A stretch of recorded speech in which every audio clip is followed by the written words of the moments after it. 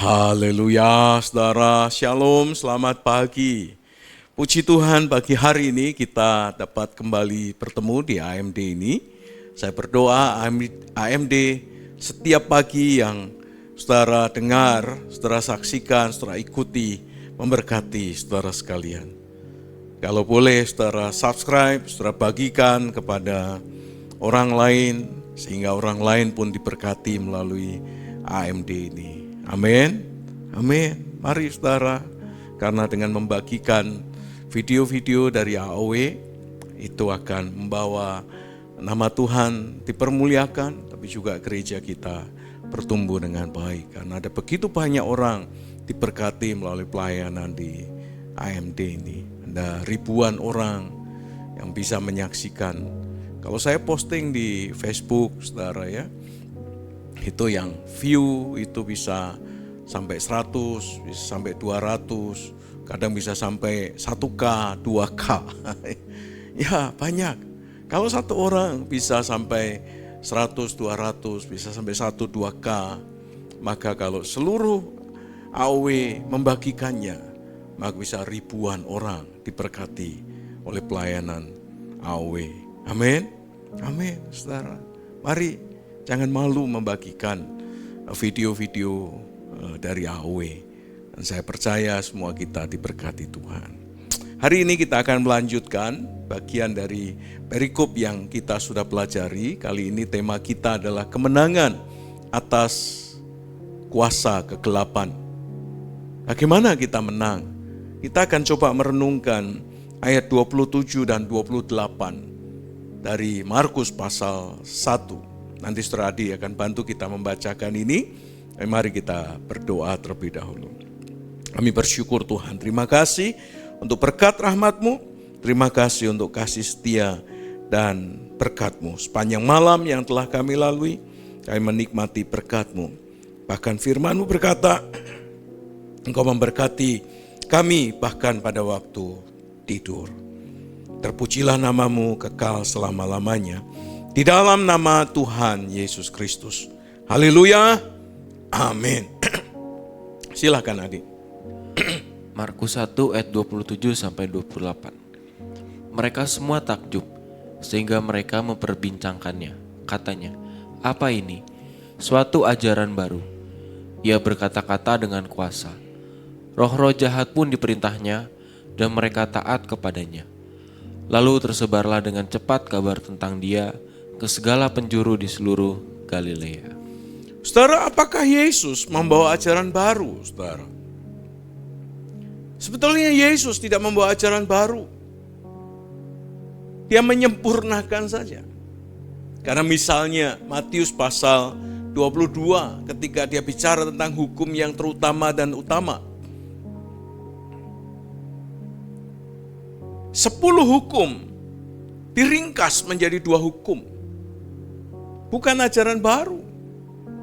Yang pertama adalah kasihilah Tuhan Allahmu dengan segenap hatimu dan segenap jiwamu dan segenap akal budimu dan segenap kekuatan. Yang kedua, kasihilah sesama manusia seperti mengasihi dirimu sendiri. Dari 2 hukum inilah yang merangkum semua hukum Allah. Dari 10 hukum dirangkum menjadi 2 hukum. Apakah ajaran baru? Itu ajaran yang lama sebetulnya. Yang dikemas demikian rupa menjadi sesuatu yang jauh lebih mudah diingat dan mudah diaplikasikan. Tidak rigid dengan ratusan hukum sebagaimana disampaikan oleh ahli Taurat dan orang Farisi, dengan penambahan hukum-hukum lisan yang mereka buat, yang semakin mempersulit umat Tuhan untuk mengerjakan dan melakukannya. Yesus berkata, kalau engkau ditampar pipi kirimu, berikan pipi kananmu. Itu hukum Hammurabi. Itu hukum ketika Musa dan bangsa Israel berjalan di padang gurun dan seterusnya. Tetapi Yesus berkata, kasihilah musuhmu. Saudara, bukan ajaran baru sebetulnya. Karena Allah itu kasih. Maka kasih harus diejawantahkan dalam kehidupan umatnya yang sungguh-sungguh. Sehingga umat hidup tidak dalam permusuhan, tapi hidup di dalam kasih. Dan ada begitu banyak yang lainnya, ajaran-ajaran yang disampaikan oleh Yesus, yang dirangkum di Matius 5 sampai pasal yang ke-7. Sedemikian rupa detailnya, bukan ajaran baru, saudara. Walaupun ada begitu banyak ahli-ahli Taurat mengajarkan ajaran-ajaran, tapi tidak banyak dari apa yang mereka ajarkan membawa orang datang kepada Tuhan. Tapi sebaliknya dengan Yesus, ketika dia mengajarkan ajarannya dengan otoritas dan kuasa, maka Alkitab mengatakan yang mengikuti Yesus ada ratusan, ada ribuan ikut, saudara. Bahkan 5.000 orang, 10.000 orang, dan seterusnya dan seterusnya. Oleh karena itu, saudara, Alkitab mengatakan kepada kita, Yesus mengajar dengan otoritas yang unik. Otoritas inilah yang disaksikan oleh orang-orang, yang membuat mereka heran, takjub. Bukan hanya karena Tuhan mengusir roh jahat, tapi karena dia melakukannya dengan kuasa yang tidak dimiliki oleh ahli Taurat dan orang Farisi. Yang membiarkan orang-orang yang kerasukan setan tanpa penanganan, karena mereka tidak punya kuasa dan otoritas itu. Tapi sebaliknya Yesus mengajar dengan kuasa dan otoritas yang mampu menundukkan kuasa kegelapan. Ini luar biasa. Mereka melihat ajaran-ajaran yang berbeda dari ahli-ahli Taurat. Ahli-ahli Taurat mengajarkan ajaran-ajaran, tapi Yesus mengajar dengan kata-kata yang berbeda dari apa yang dikatakan oleh orang-orang Farisi. Karena Yesus mengajar dengan otoritas ilahi yang nyata dalam tindakan. Dia bukan hanya kuasa dalam kata-kata, tapi juga berkuasa dalam tindakan. Wow, ini luar biasa. Saudara, kuasa atas roh jahat. Apakah Yesus menggunakan ritual tertentu? Tidak, saudara. Ada orang-orang mengusir setan dengan ritual-ritual tertentu. Mereka berpikir bahwa dengan ritual-ritual ini roh jahat akan tunduk. Dia mempersulit dirinya dengan ritual-ritual. Seorang perwira berkata, cukup katakan sepatah kata saja maka hambaku itu akan sembuh. Yesus berkata sembuh dan dia sembuh. Cukup katakan sepatah kata saja. Tidak ada ritual tertentu untuk menghadirkan kuasa Allah. Tidak seperti nabi-nabi Baal yang sampai menoreh-noreh, sampai menari-nari, sampai berteriak-teriak, tetapi tidak ada api Tuhan turun. Tapi ketika penyembahan dinaikkan oleh Elia, api Tuhan turun. Saudara, ada begitu banyak orang berpikir bahwa kuasa Tuhan itu dimanifestasikan dengan ritual-ritual tertentu, dengan mantra-mantra tertentu seperti dukun atau imam-imam pada zaman itu. Saya ingat mama saya itu seringkali setiap Jumat ritual, saudara, dengan bunga tertentu, dengan kemenyan, dengan api. Lalu saya tanya, kenapa ma? Ya biar rumah ini dilindungi katanya. Biar tidak diganggu oleh roh jahat. Saudara, kalau cara kita menaklukkan kuasa kegelapan, caranya sama dengan ritual-ritual yang dilakukan oleh para dukun, para peramal, orang-orang yang mempraktekkan sihir. Apa bedanya, saudara? Yesus tidak menggunakan ritual. Dia cukup berkata, diam, keluarlah daripadanya. Seharusnya itulah yang kita lakukan ketika kita melihat ada orang dikuasai kegelapan. Kita harus berkata hal yang sama, diam, keluarlah. Orang berkata, mana bisa kalau diam kok keluar. Diam, keluar. Diam ini kan kata-katanya, saudara. Bukan berdiam lalu kemudian tidak bergerak. Orang yang kritis atau yang pura-pura kritis berkata, diam. Ya nggak bisa keluar wong diam. Nah, orang seringkali mencemooh orang yang mempraktekkan pengusiran setan. Aku ikat kamu di dalam nama Yesus, keluar kamu. Mana ada setan diikat bisa keluar katanya.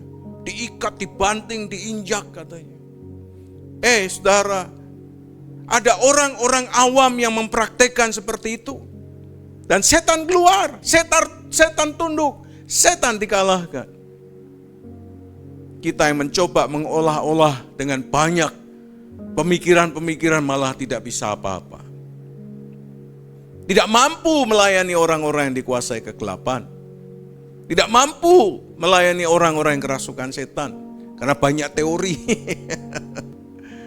Mereka yang bahkan hidup dengan kuasa Tuhan.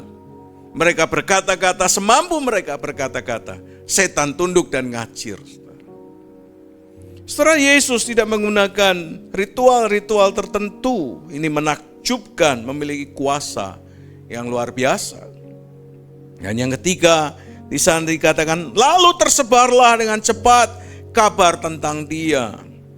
Saudara, peristiwa yang dilakukan oleh Yesus Kristus mengajar dengan kuasa dan kuasa kegelapan takluk, tunduk pada dirinya. Maka Alkitab mengatakan berita tentang Yesus menyebar ke seluruh Galilea. Inilah yang seharusnya terjadi.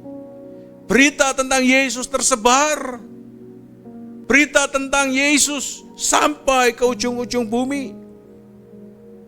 Bahwa Yesus adalah Tuhan dan Juru Selamat.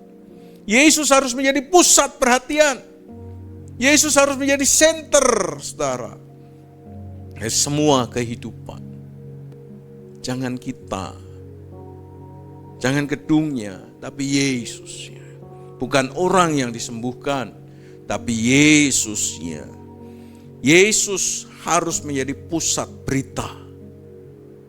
Dari apa yang kita sampaikan, yang kita sharingkan dalam hidup kita.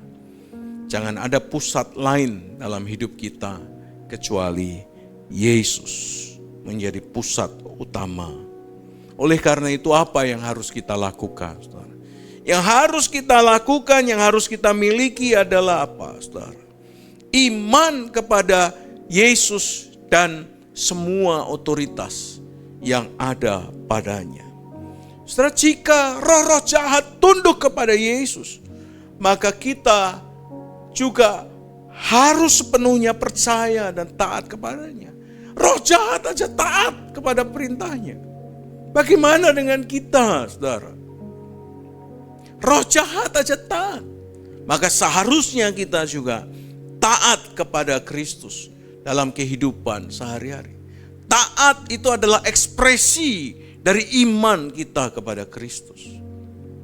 Percayalah, saudara, bahwa di dalam Yesus ada otoritas ilahi. Di dalam Yesus ada kuasa yang sanggup menaklukkan kuasa baik di bumi, di bawah bumi, di atas bumi maupun di bawah langit. Maupun di langit, di udara, saudara. Iman kepada Yesus. Iman kita harus kuat, saudara. Iman kita harus besar. Sehingga dengan iman itulah kita bisa melakukan hal-hal yang adikodrati sifatnya. Yang ketiga, memberitakan Injil. Saudara, orang yang melihat kuasa Yesus dimanifestasikan tidak bisa diam. Orang yang merasakan kasih karunia Tuhan dalam hidupnya tidak bisa diam. Orang yang hidup dalam anugerah, menikmati anugerah tidak bisa diam. Dia ingin membagikan kisah itu. Dia ingin menceritakan anugerah Tuhan dalam kehidupannya, sehingga mereka membagikan, menyebarkan kabar tentang Kristus dan anugerah yang dialami dalam hidupnya. Injil harus diberitakan. Kabar baik harus disampaikan, di-sharingkan, supaya setiap orang juga boleh menerima dan mengalami anugerah Tuhan. Kabar baik harus sampai kepada mereka, supaya hidup mereka tidak lagi dikuasai oleh kuasa kegelapan, tapi dikuasai oleh Allah dalam hidupnya. Saudara, dalam kehidupan kita, mungkin kita akan menghadapi berbagai macam bentuk tantangan dari kuasa kegelapan. Ada dosa di dalamnya, ada ketakutan di dalamnya, ada berbagai macam pencobaan, dan lain sebagainya. Tapi percayalah saudara, Yesus yang kita percayai sebagai Tuhan dan Juru Selamat dalam kehidupan kita memiliki kuasa untuk membebaskan kita dari setiap belenggu, baik belenggu dosa, belenggu kuasa kegelapan, maupun pencobaan-pencobaan yang kita hadapi. Bukankah Yesus berkata, marilah hai kepadaku yang letih lesu dan berbeban berat, datanglah kepadaku, aku akan memberikan kepadamu kelegaan. Saudara, ketika kita datang kepada Yesus, Dia memberi kepada kita kelegaan, Dia memberi kita kemerdekaan, Dia memberi kita kemenangan atas setiap pergumulan yang kita hadapi. Saudara, kita tidak mampu melawan kuasa gelap dengan kekuatan kita, dengan fisik kita. Kita butuh otoritas Tuhan dalam hidup kita. Oleh karena itu, izinkan Roh Tuhan menguasai hidupmu. Izinkan pengurapan Tuhan ada di atasmu, sehingga engkau akan menjadi orang-orang yang menang dari setiap pergumulan yang kau hadapi. Amin. Amin. Di dalam Kristus kita akan mengalami kemenangan atas kegelapan dalam hidupmu. Kegelapan dalam bisnismu, kegelapan dalam rumah tanggamu, kegelapan dalam studimu, dapat kau atasi dengan kemenangan, karena Roh Tuhan ada padaku. Roh Tuhan ada pada kita. Dia memberi kita kuasa, otoritas untuk sanggup mengalahkannya.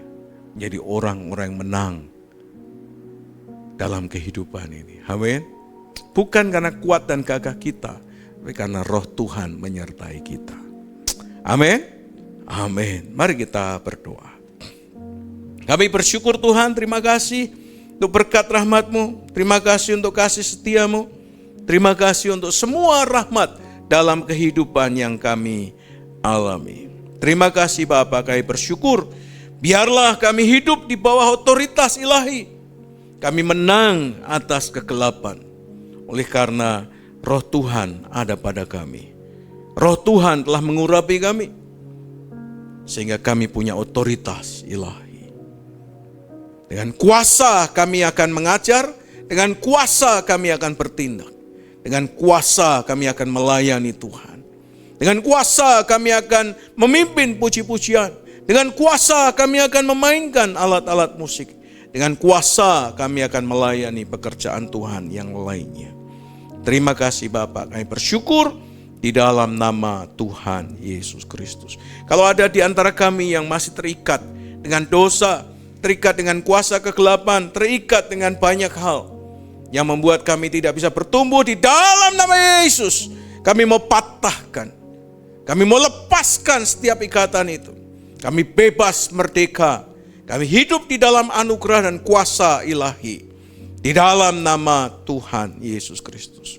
Kalau ada di antara kami yang mudah untuk diperdaya, mengalami tipu muslihat iblis, kami tolak di dalam nama Yesus. Bila pikiran, jiwa, roh kami dikuasai oleh hikmat ilahi, dikuasai oleh Roh Allah, sehingga kami tidak mudah diperdaya oleh kuasa kegelapan dengan segala tipu dayanya.